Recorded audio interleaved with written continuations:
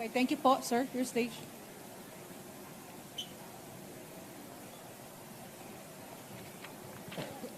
Magandang araw po sa ating lahat. Good afternoon, everyone. Hello to all the familiar faces here. Ako po si Senator Bam Aquino and kakafile lang po natin ng ating bid for re-election back in the Senate in 2025. Alam niyo po, no, dito lang po nagkukwentuhan kami, kasama namin yung mga sektor ng magsasaka, sektor ng OFW, at pinagkukwentuhan po namin na ang iba't ibang sektor sa ating bansa nangangailangan talaga ng tulong. Kailangan po ng mga lingkod bayan na seryosong magtatrabaho para sa ating bayan. At naipakita na naman po natin noon na tumulong na tayo, nagbigay pansin tayo sa mga bagay na talagang mahalaga sa ating bayan. At kung papala rin po in 2025, yan po ulit ang gagawin natin. Magtatrabaho tayo para sa ating mga kababayan. Sisiguraduhin natin na mga bagay na mahalaga talaga sa taong bayan, yan ang bibigyan ng pansin ng Senado. Naipasa na po natin noon ang batas para sa libreng kolehiyo. Ngayon naman po, pag umiikot tayo, ang sinasabi ng mga nanay at tatay, Senator Bam, okay yung libreng kolehiyo pero kailangan pa rin ng trabaho ng anak ko. Kaya ang nais po nating itambal sa reforma para sa libreng kolehiyo, ang isang batas na magsisiguradong may trabaho ang mga kabataan natin. Reforma sa edukasyon po, whether grade 12, fourth year college, kailangan po ng siguradong trabaho ng ating mga kabataan. May libreng kolehiyo at siguradong trabaho, yan po yung nais nating maibigay sa ating taong bayan. At handa po tayo para sa kampanyang ito at mas handa po tayo para maglingkod ulit sa ating taong bayan. Thank you very much po and very happy to answer your questions for today. Salamat po. Question po. Go ahead, John. Inquiry.net.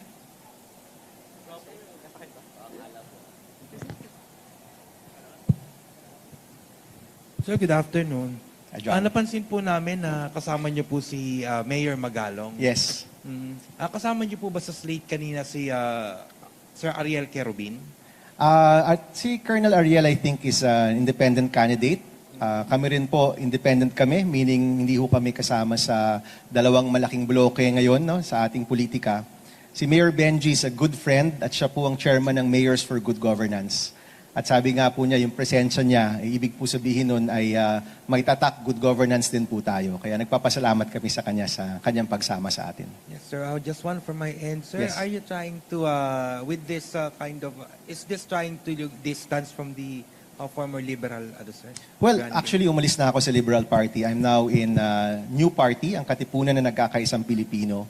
Isa itong partido na binuo noong 2021 para sa kandidatura ni Vice President Leni Robredo. Pumayag po ako maging chairman ng grupong ito. Puro mga young leaders po dito, mga kabataan na young councilors, young board members. We're still in coalition with the Liberal Party. In fact, ang katandem po natin ay si Senator Kiko Pangilinan ng Liberal Party. So meron pa rin po tayong ties with the LP, but right now, I'm the chairman of the newest political party in the Philippines. Ms. Sandra Thank you, John. Aguinaldo. Sandra Aguinaldo, GMA7.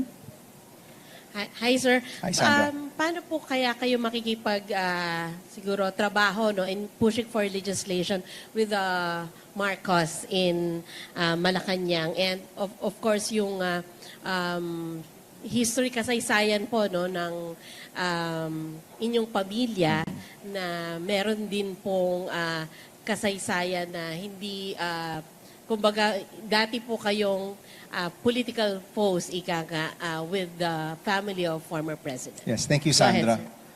Actually, sa ating pong kasaysayan, maraming beses na nagka-President Marcos, Senator Aquino, or President Aquino at Senator Marcos.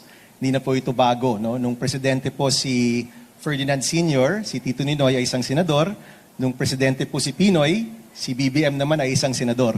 So baka nga po nararapat lang na magkaroon ulit ng tambalan na yan, no? In the past, naipakita naman po natin na kahit hindi tayo miyembro ng mayorya, kaya nating ipatupad ang pinakamahalagang batas para sa ating bayan. Yung batas po para sa libreng kolehiyo, naipasa po natin yan during the Duterte administration at bilang isang deputy minority leader. So kahit tayo po noon ay nasa leadership ng oposisyon, naipasa pa rin po natin ang isang batas na mahalaga sa taong bayan at sinuportahan ng Administrasyong Duterte nung panahong yon. In fact, yung batas po para sa libreng kolehiyo, 7 taon na po yan. And tayo po yung principal sponsor. Pinirmahan ni President Duterte, implemented first during the Duterte administration and still implemented during the Marcos administration. So kami naman po natutuwa na implemented yung batas natin at ang sinusulong po natin, unang-una, mapalawak at mas mapalaki pa ang mga benepisyo ng batas para sa libreng kolehiyo. Maisama rin ang mga kabataan na nasa pribadong eskwelahan na nangangailangan. Mas dumami ang mga kabataang makakakuha ng tulong at itatambal pa natin dito yung mga reforma upang masigurado ang trabaho para sa mga graduate natin. So hindi po hadlang yung pagiging member ng ibang partido dito po sa mga importanteng bagay sa ating bayan. And I think our track record has shown na kaya po yan. In fact, kapag galing rin sa ibang partido, yung mga senador natin sa administrasyon or doon mismo sa Senado, mas gumaganda at mas napapalakas ang mga batas para sa taong bayan. Thank you. Ms. Cherian Torres, ABS-CBN. Hi, sir. Good Hi. morning. Opo. Sen, alam naman na lahat kung qualification, qualified, highly qualified. Thank you. Oo. Ang issue lang kasi, yung pagdating doon sa, syempre, yung machinery, Yes. napapalibutan pa kayo ng mga political dynasties and political organizations. So, paano nyo tinitingnan para mapalakas yung kampanya nyo at mabalik sa dati? Kung ano man yung influence or attractions nyo sa voters. Yeah. Unang-una siya, no, hindi na to tungkol sa pagbabalik sa dating gawi. There's a new way of campaigning now. Bago na yung paraan, of course, heavy on social media and heavy on volunteerism. Nakita natin nung nakaraang 2022 campaign na maraming taong naghahangad ng pagbabago sa ating bansa. Mahalaga lang na mahikayat natin silang lumabas ulit, magkaroon ulit ng boses at tumulong ulit sa ating kampanya. Honestly, pag nakikita namin kung nasaan kami ni Senator Kiko ngayon, nakakatuwa. Kasi hindi pa kami naglalabas ng ads, hindi pa kami, yung mga volunteers, ngayon pa lang nag-start mag-organize and yet nandun na kami sa striking distance. So you can expect next year, kapag nagbuo-buo na yung iba't ibang volunteer groups, nagkaroon na ng organization and unti-unting nabubuhay na ulit yung iba't ibang mga grupo, you can expect na tataas yan. And sabi ko nga, alalahanin lang natin ang lahat ng mga lumabas, tumaya, nagkaboses, tumulong, nag-house to house, nag-abono in the last campaign at more than enough na po yan para maipanalo kami ni Senator Kiko. Kumbaga sa ano, sir, hindi kayo nasisiraan ng loob whatsoever dun sa mababa na rating na nakukuha po ninyo. Actually, kung tutusin, mataas nga yun eh. Kung titingnan mo lang yung gastos ng mga iba naming katunggali. 'Di ba? Many of the people there have been spending for ads, napakaraming tarpaulin, napakaraming mga tulong na ibinibigay sa iba't ibang mga paraan at yung kampanya natin pasimula pa lang. So actually yung pwesto natin very encouraging. At makikita natin gaya nung nakaraang kampanya, kahit magsisimula yan sa medyo mas bababa ng konti, aakyat yan at makikita natin yan sa mga susunod na buwan. Okay. Gabriela, Daily Tribune. Pakipasa ng microphone, please.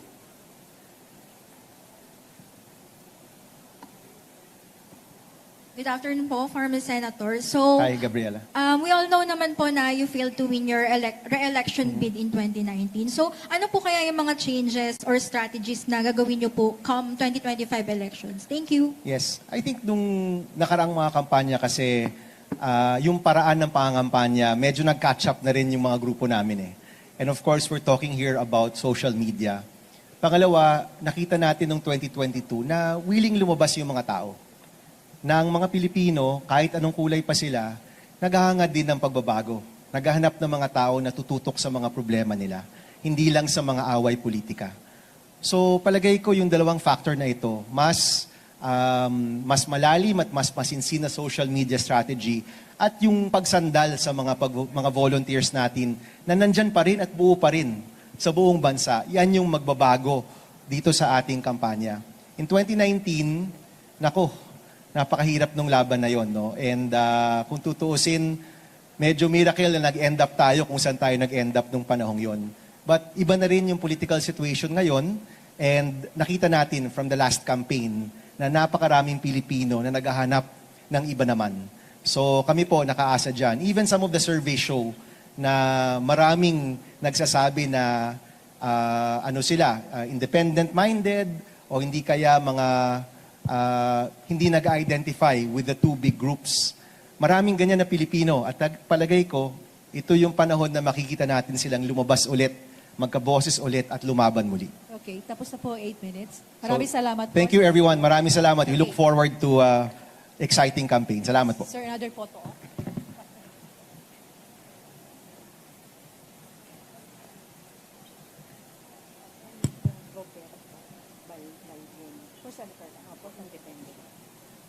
Running for Senator.